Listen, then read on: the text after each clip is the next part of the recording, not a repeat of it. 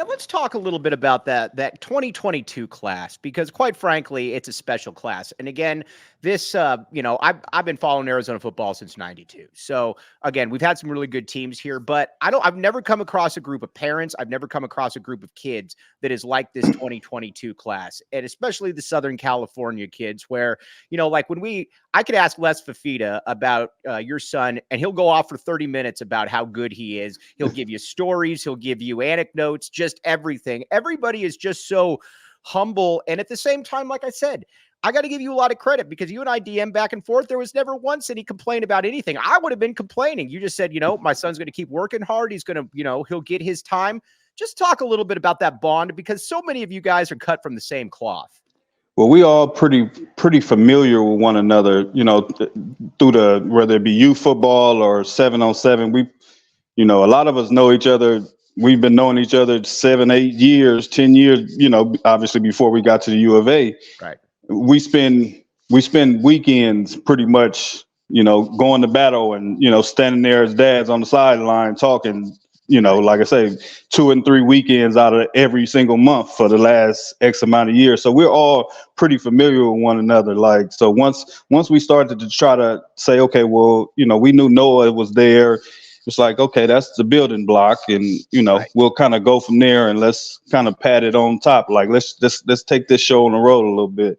All right. Now, what I noticed too is, Kevin starts getting some more looks once Noah takes over. The one thing that I notice about Noah, and why I'm really excited about for your son next year, is that everybody eats with Noah. If you get open, Noah's going to get you the ball.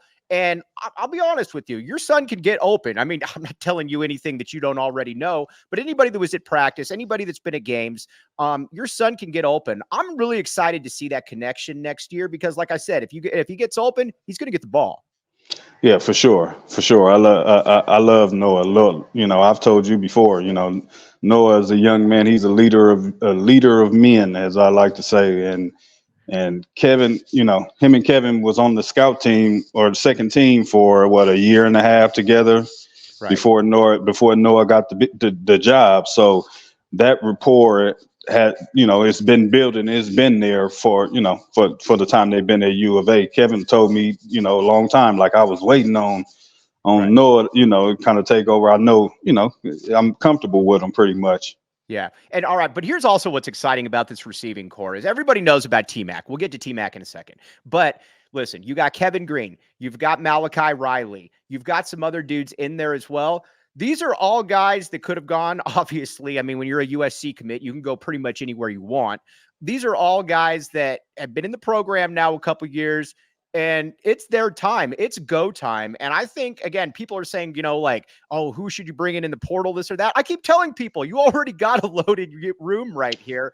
Yeah. These dudes are about to break out. And like I said, between, Malachi, your son, and, some other guys, I think Kean Burnett's another dude that's going to break out.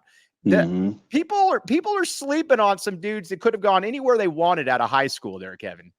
No, I totally agree. The room is loaded. The room has been pretty good the last couple of years, to be honest with you. Right. I believe all of those guys could have, if their numbers were called, I believe all of those guys would have got on the field and actually produced. Right. So I'm excited to see them as well. Like, another year, bigger, stronger, faster, with a different opportunity. What I'm excited about too, and KB Thiel just put this in the comment, I'd like to see a little bit more rotation as well. I thought last year, listen, I get that some players are really, really good. I mean, you're not going to try to take T-Mac off the field but I'd like to see a rotation again, because you've got those three that I named, and AJ Jones can play. Obviously, there's other dudes as well. Get 4 or 5, 6 dudes in there and just keep them moving, keep them rolling, because then you keep the defense really off guard.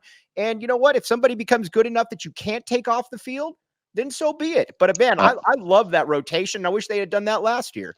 Yeah, I was big on that too. I didn't understand the rotation thing, but I get all coaches do it different. Right. I look across the country and obviously Pac-12 football, and I see a lot of rotations. I see some guys even play 10 guys. Right. So like I said, I believe if any one of those guys, AJ, Malachi, Kevin, Had their numbers been called, they would have been ready.